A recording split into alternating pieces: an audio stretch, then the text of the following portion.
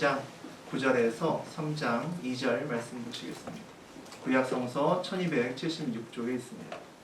내가 아모리 사람을 그들 앞에서 멸하였나니 그 키는 백향목 높이와 같고 강하기는 상수리 나무와 같으나 내가 그 위에 열매와 그 아래의 뿌리를 진멸하였으니라.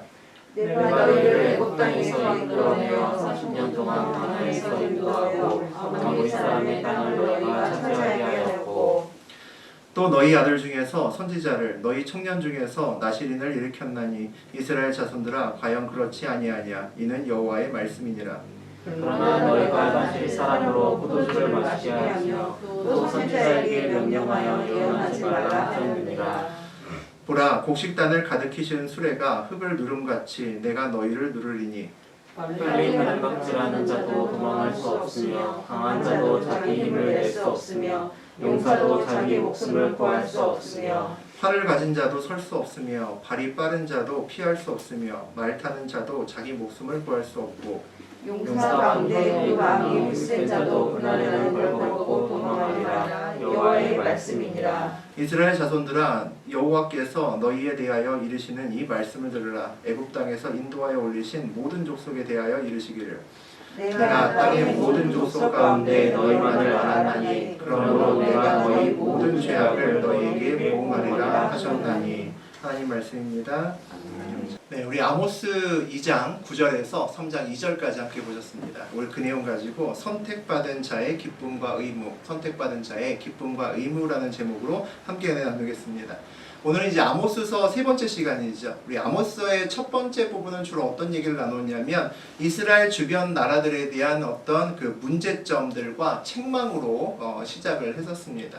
다메섹, 가사, 두로, 에돔, 모압이나 암몬들 이런 나라들이 전부 다 서너 가지 죄로 인하여 하나님의 멸망을 피할 수 없다라고 경고하셨죠. 그 대부분의 죄는 보통 이제 선민인 이스라엘 남유다와 북왕국이죠. 그 두 나라를 괴롭히고 한 죄로 하나님께서 말씀하셨습니다. 하나님이 택한 그 백성들, 이스라엘 백성들과 하나님은 늘 함께 계시기 때문에 그들의 길을 막고 그들을 대적하는 행위는 곧 하나님을 대적하는 것과 마찬가지이기 때문이죠.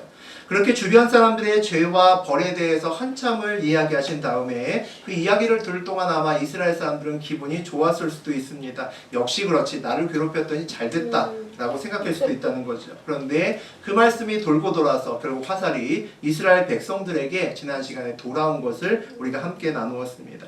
아마 이스라엘 사람들은 아모스의 그 말이 자기를 화살을 겨누리라고는 아마 생각도 못했을 겁니다. 그리고 다른 민족들에게는 짧게 이야기가 전해졌는데 이스라엘 백성에게는 엄청나게 길게 전해집니다. 죄와 벌에 대한 이야기도 아주 자세하게 전해지고 꼭 고쳐야 된다. 경고의 말씀도 훨씬 더 구체적이고 마음에 와닿게 이야기를 하신다는 거죠. 오늘도 하나님께서는 그 경고의 말씀을 이어서 오늘도 계속 이스라엘 백성에게 아모스의 입술을 통해서 전하심을 우리가 볼 수 있습니다. 우리 9절 말씀 다시 읽어보겠습니다. 내가 아모리 사람을 그들 앞에서 멸하였으니 그 키는 백향목 높이와 같고 강하기는 상수리 나무 같으나 내가 그 위에 열매와 그 아래의 뿌리를 진멸하였느니라. 아모리 사람은 누구냐면 그 가나안 지방에 이스라엘 백성들이 가기 전에 먼저 살고 있었던 토착민입니다. 원주민이라고 보시면 되죠. 그들의 보통 그 모양이 어땠냐면 다른 성경 민수기나 신명기에 보게 되면 자이언트, 그러니까 거인이라고 얘기를 합니다. 아주 큰 사람들. 크다라고 하는 얘기는 그만큼 싸움도 잘하고 최용만처럼 이런 사람들이라고 보시면 되겠죠. 그래서 다른 사람이 감히 가서 싸움을 붙일 수 없는 사람들이란 이야기죠. 그들이 가나안 땅을 먼저 점령하고 있었으니까 가서 가나안 땅을 그들을 내쫓고 그곳에 앉는 것은 정말 쉽지 않았을 겁니다. 그런데 하나님이 하셨다는 겁니다. 하나님이 심지어 그 아래의 뿌리까지 진멸하셨다고 되어 있죠. 완전히 깨끗하게 멸하시고 이스라엘 백성들이 들어올 수 있게끔 은혜를 베푸셨다라고 말씀합니다. 우리 10절 같이 보겠습니다. 내가 너희를 애굽 땅에서 이끌어내어 40년 동안 광야에서 인도하고 아모리 사람의 땅을 너희가 차지하게 하였고. 친구나 가족이나 사랑하는 사람끼리 싸울 때 그 간격이 싸움에도 불구하고 그 차이가 좁혀지지 않고 계속 벌어질 때 흔히 던지는 말이 있습니다. 도대체 나는 너한테 뭔데? 이런 말씀 해보셨죠? 부부싸움 할 때도 가끔 하셨을지 모르겠습니다. 이 관계에 대한 정체성을 우리 다시 한번 생각해 보자, 이런 이야기죠. 어떤 사람에 대해서 문제가 생길 때, 같이 사업을 할 때, 야, 처음에 우리가 만났을 때 이 사업을 왜 했고 너하고 나하고의 어떤 역할 분담을 통해서 이야기를 했잖아, 뭐 이런 얘기들을 하는 거죠. 서로 간에 과거의 관계에서 시작해서 정체성을 명확히 하게 되면 많은 문제가 풀립니다. 오늘 성경에서 이스라엘 백성들에 대한 하나님의 정체성에 대해서 하나님이 말씀하시는 거죠. 어떤 내용이 있냐면 애굽 땅에서 이끌어내신 출애굽의 하나님이다 라는 내용이 제일 처음 나옵니다. 애굽을 섬기던 민족을 하나님을 섬기게 했다라는 이야기죠. 세상을 섬기던 민족을 하나님을 섬기게 바꿨다라는 겁니다. 물질이 이끌던 삶을 하나님이 이끄는 영적인 삶으로 바꾸었다라는 것을 의미합니다. 그런데 분명히 출애굽에서 이제 더 이상 노예가 아닌데 자유인이 되었는데 온전한 자유인으로 살아가지 못한다는 겁니다. 그래서 문제가 된다는 거죠. 이제 세상이 아닌 하나님께 묶였음에도 불구하고 여전히 세상에 묶인 것처럼, 여전히 물질에 묶인 것처럼 그렇게 살아간다는 거죠. 여전히 애굽을 바라보고 여전히 애굽에 있는 그 노예 근성을 아직도 버리지 못하고 있다는 겁니다. 여전히 문제를 만나면 세상 사람들과 똑같이 앉아서 걱정하고 있다는 거죠. 그래서 새로운 사람으로 거듭날 필요가 있다는 겁니다. 하나님을 만나서 출애굽을 했어도 하나님의 백성으로 거듭날 필요가 있다는 거죠. 그 거듭나는 시간이 40년 동안 광야 생활이라고 보시면 됩니다. 그 40년 동안의 광야 생활을 하나님께서 인도하셨다라고 오늘 말씀하시죠. 광야라는 것은 우리 지난 시간에 그런 이야기 했습니다. 우리 그 미드바르라는 좀 어려운 이야기 한번 했었죠. 우리 주일날 오후에 설교였나요? 미드바르가 우리 광야라는 것의 히브리어입니다. 그 말 어원이 그 다바르라고 돼 있었죠. 말씀. 그래서 광야라고 하는 곳은 하나님의 말씀이 있는 곳. 하나님의 말씀이 있다는 것은 그 광야에서 우리는 하나님의 말씀을 듣는 곳이라고 이야기를 했습니다. 하나님의 교육의 시간이 있는 곳이 광야의 시간이죠. 광야는 세상과 단절되어 있고 하나님만 바라볼 수밖에 없는 상황을 이야기합니다. 거기서 독특한 환경 속에서 하나님께서 그의 말씀으로 이끌어 나가는 그 훈련의 시간을 우리는 광야의 시간이라고 이야기를 합니다. 하나님 말씀으로 세상의 사람에서 하나님의 사람으로 온전한 영적인 변화가 일어나는 시간이죠. 그 시간이 광야의 시간입니다. 그 시간을 보냈더니 그 다음에 아모리 사람들을 몰아내고 그 땅을 차지하게 하신 하나님에 대해서 말씀하십니다. 약속하셨던 사명지로 옮기셨다는 거죠. 우리의 인생길도 이와 비슷합니다. 우리도 영적인 출애굽이 있습니다. 하나님과 만났다는 거죠. 오, 하나님이 살아계셔. 이게 처음 느껴지는 그 순간입니다. 하지만 그걸 느낀다고 해서 하나님 백성답게 살아가지 못합니다. 보통 그 다음에 저하고 여러분이 거쳤던 시간이 있습니다.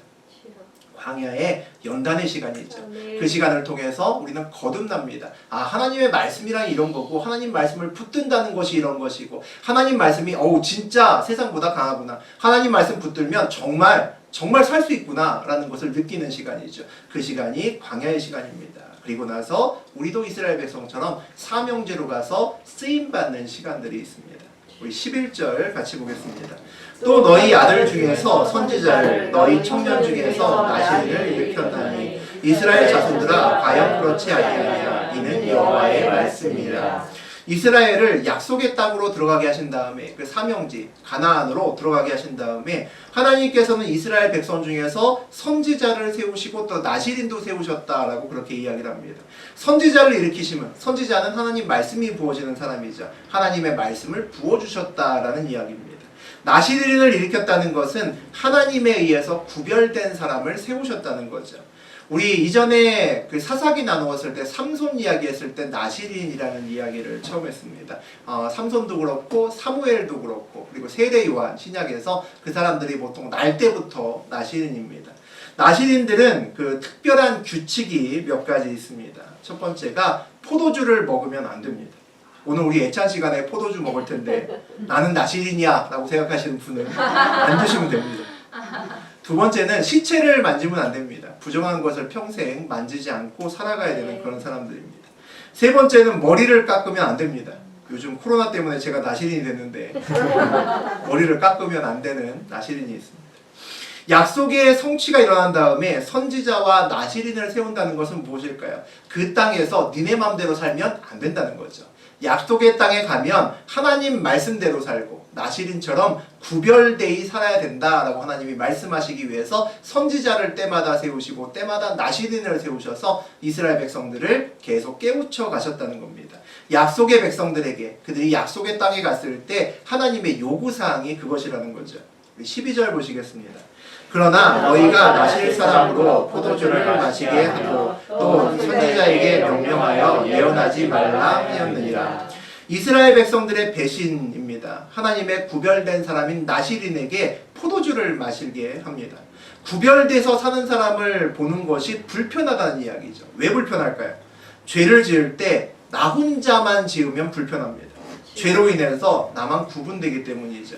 그래서 죄를 짓는 사람은 늘 주변의 죄를 권합니다. 괜찮다라고 합니다. 함께해도 아무 문제 없다라고 이야기를 하죠. 주변이 같이 죄를 지으면 고통이 덜합니다. 마음이 편안해지기 때문이죠. 더군다나 도덕적으로 구별된 사람, 남들이 어우 거룩한데? 라고 하는 사람이 함께 죄를 지으면 엄청 위로가 됩니다. 야, 어떤 목사님도 술 먹는데 주량이 소주 4병이래. 이러고 먹으면 마음 편안하게 술을 먹을 수 있다는 거죠. 그래서 이스라엘 사람들은 하나님의 구별된 사람 나시린이 범죄하도록 유혹하고 유도했다라고 이야기를 합니다. 또 선지자들에게 명령하여 예언하지 말라 하였느니라 라고 말씀하시죠. 선지자들은 하나님의 말씀이 임하는 사람들입니다.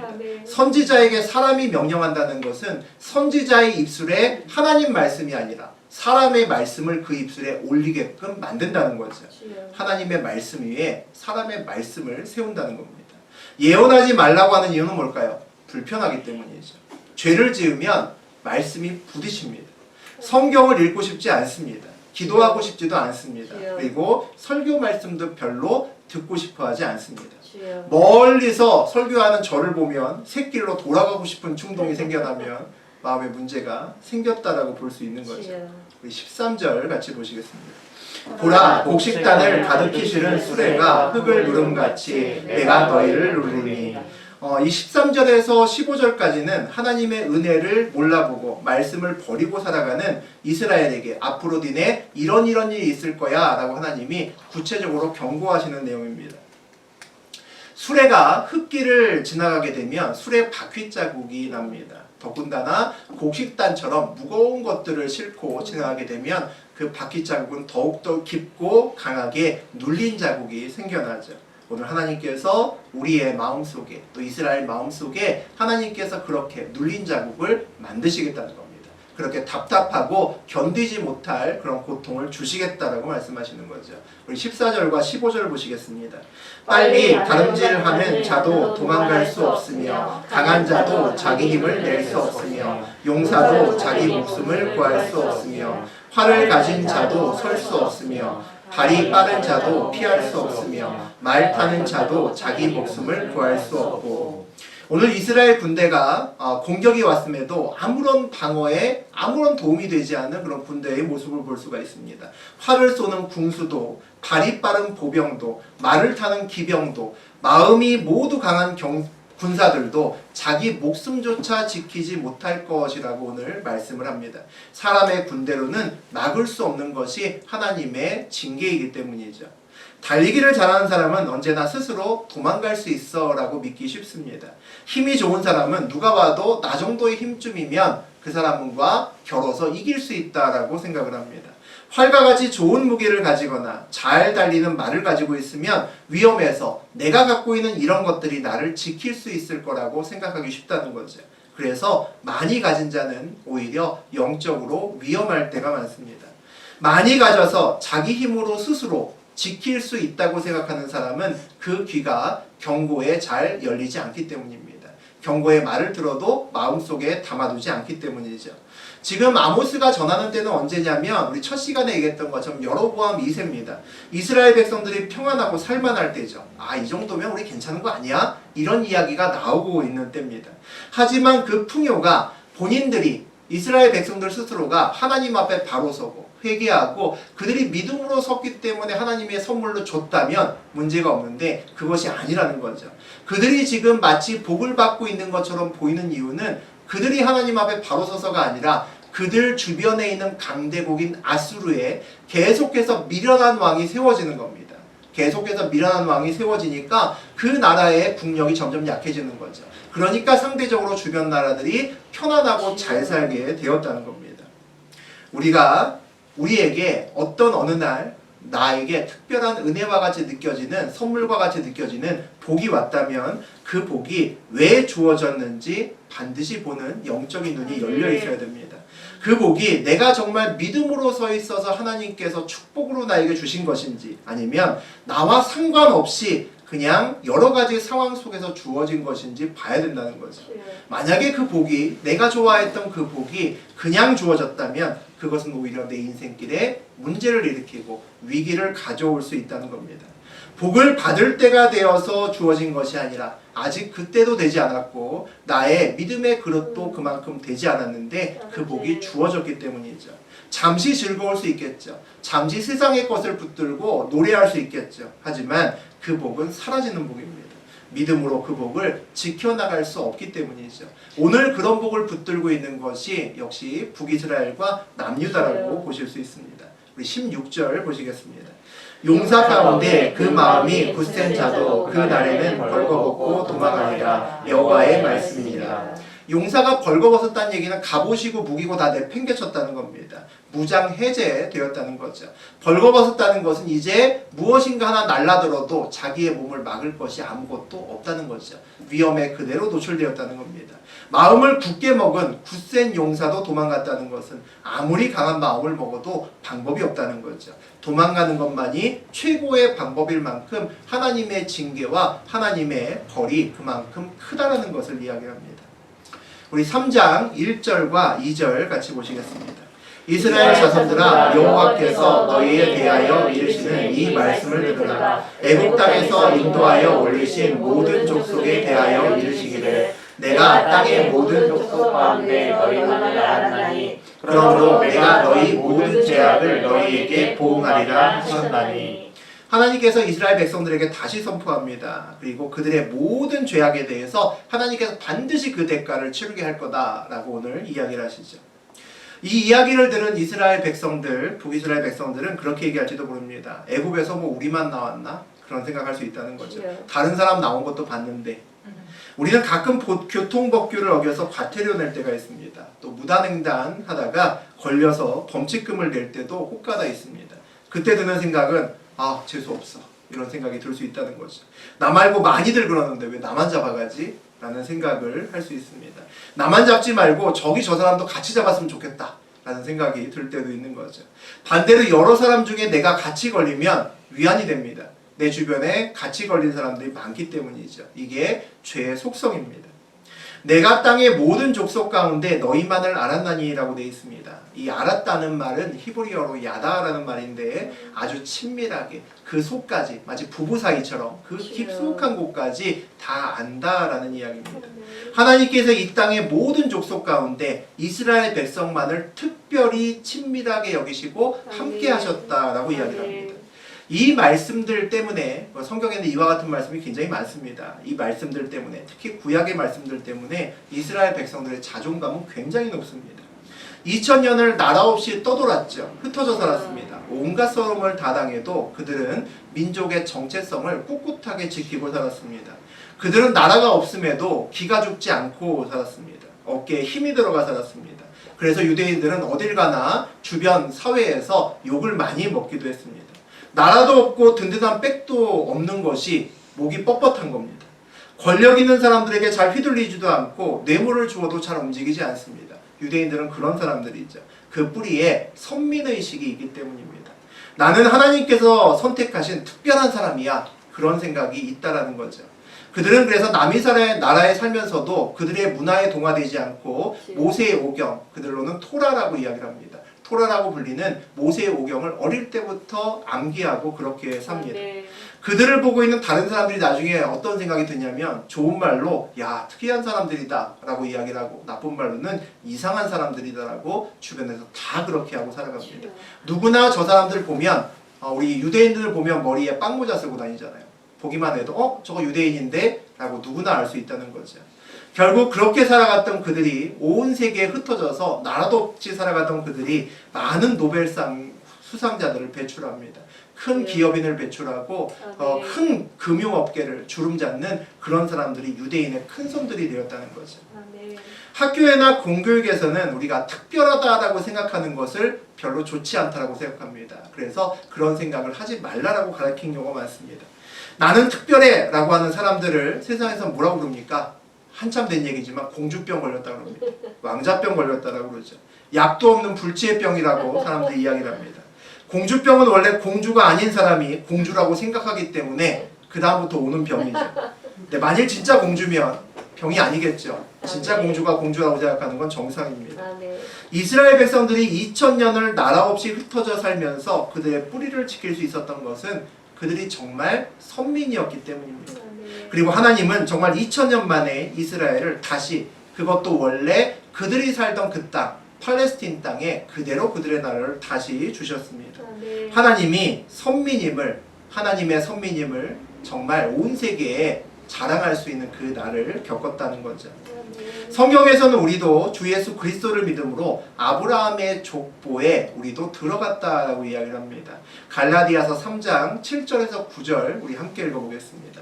그런즉 믿음으로 말미암은 자들은 아브라함의 자손인 줄 알지어다. 또 하나님이 이방인을 믿음으로 말미암아 의로 정하실 것을 성경이 미리 알고 먼저 아브라함에게 복음을 전하되 모든 이방인이 너로 말미암아 복을 받으리라 하였느니라. 그러므로 믿음으로 말미암은 자는 믿음이 있는 아브라함과 함께 복을 받느니라. 그리스도를 믿음은 영적으로 아브라함 자손이 된다라고 이야기합니다. 하나님께서 이방인이라도 믿음을 가지면 그것을 똑같이 의로 여겨주시겠다라고 말씀하신다는 거죠. 우리가 그리스도를 믿음으로 고백하면 아브라함과 같은 복을 받는다라고 이야기를 합니다. 그리스도를 믿는 우리도 아브라함과 마찬가지로 선민, 특별한 사람들이라고 말씀하신다는 거죠. 구별하여 택하신다는 것은 주목하여 보신다는 겁니다. 관심을 다해서 지켜보시고 있다는 거죠. 구별하여 택하셨다는 것은 귀를 열고 계신다는 겁니다. 주목하여 보시고 귀를 기울이고 계시는 이유는 우리가 위급하면, 우리가 위험하면 그 소리를 듣고 그 모습을 보고 오시겠다는 거죠. 그래서 택한 백성, 부르심을 받은 백성들은 늘 행복할 수 있습니다. 늘 하나님이 우리 곁에 계시기 때문이죠. 우리도 세상에서 더 어깨를 펴고 그렇게 살았으면 좋겠습니다. 저하고 여러분은 하나님이 택하신 그런 백성입니다. 정말 돈과 권력 앞에서 움츠러들지 않는 그런 인생길이 되셨으면 좋겠습니다. 혹시 세상의 조건들로 다른 사람들, 나보다 훨씬 많이 가진 사람들과 비교하면서 초라해 보인다는 생각을 하지 않으시기를 바랍니다. 내가 정말 하나님의 자녀이고 부르심을 입고 선택받은 사람인 줄 안다면 나라 잃은 가운데서도 그 기간을 보냈던 유대인들처럼 우리도 구별되고 어깨를 펴고 당당하게 살아도 좋은 그런 사람들이기 때문입니다. 하나님은 하나를 선택하셔서 그 나머지 모두를 구원하시는 그런 방법을 주로 많이 사용하시죠. 아브라함 한 사람을 선택하셔서 큰 약속의 민족을 만드셨습니다. 한 사람 모세를 선택하셔서 애굽에서 이스라엘 온 백성들을 구원하셨습니다. 한 민족 이스라엘을 선택하셔서 전 세계 모든 민족에게 복을 주시겠다고 구약에서 말씀하셨습니다. 그리고 신약에서 한 사람 예수 그리스도를 선택하셔서 온 인류를 죄에서 구원하시고 하나님의 믿음의 백성을 만드시겠다고 선포하셨다는 거죠. 선민이 이스라엘 백성과 하나님은 시내산 계약으로 맺어진 그런 관계입니다. 하나님은 선민이 이스라엘을 전 세계에 그리고 흩어버리셨습니다. 하나님의 거룩한 공동체가 사라진 그 2000년 동안에 하나님은 또 다른 사람들을 부르기 시작하셨습니다. 이스라엘 중에 그리스도 예수 한 사람을 불러 세우시고 그 그리스도를 믿는 사람들을 하나님의 새로운 거룩한 공동체로 2000년 동안 부르셨다는 거죠. 그 거룩한 공동체와 하나님은 십자가 언약으로 맺어져 있습니다. 그 거룩한 십자가를 기념하는 것이 오늘 고난주간이고 또 오늘 그 예수님이 십자가에 달리신 그날을 기념하는 성금요일 예배로 우리가 함께하고 있습니다. 그리고 오늘은 그 십자가를 우리의 십자가로 받아들이는 그런 날입니다. 이 날이 있었기에 우리도 하나님의 부르심을 받았고 하나님의 백성, 특별한 하나님의 부르심을 받은 그런 백성이 되었습니다. 또 하나 우리가 기억해야 될 것은 선택받았음은 선택받았다라는 자부심으로 끝나는 것이 아니라는 겁니다. 아멘. 지난 우리 2시간에 걸쳐서 하나님은 이스라엘 주변의 많은 국가와 민족들을 대상으로 해서 이런저런 경고를 하셨습니다. 서너 가지 죄에 대해서 경고하셨죠. 그런데 오늘 이스라엘에 대해서는 시작은 서너 가지 죄라고 말씀하셨지만 앞으로 서너 가지가 아니라 수십 가지 죄에 대해서 말씀하십니다. 그리고 더 구체적으로 그 벌에 대해서 말씀하신다는 거죠. 무슨 얘기일까요? 특별히 구별되는 사람들은 특별한 책임도 함께 있다는 겁니다. 그 책임을 다하지 못했기 때문에 오늘 아모스를 통해서 이스라엘 민족들은 긴 야단과 책망에 하나님의 음성을 들어야 되는 그런 시간을 보내고 있습니다.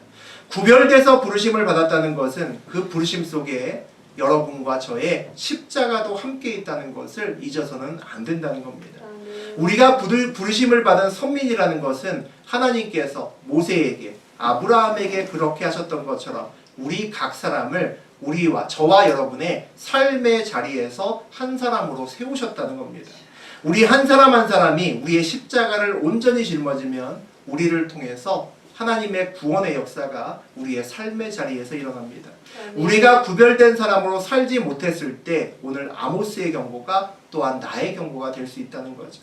선택받은 백성의 특권을 마음껏 누리고 또 선택받은 백성의 의무도 그 책임도 우리의 마음을 다해서 하는 저하고 여러분 되셔야겠습니다. 우리가 세워진 자리에 하나님께서 우리를 세우신 자리에 예수님의 십자가가 같이 세워져야 되고 우리가 나의 십자가를 들고 온전히 나아갈 때 나의 가정과 나의 직장과 사업장이 변화돼서 그곳에 주의 나라가 세워지는 역사가 오늘 이후로 저하고 여러분에게 일어나기를 주의 이름으로 축원드립니다. 아멘.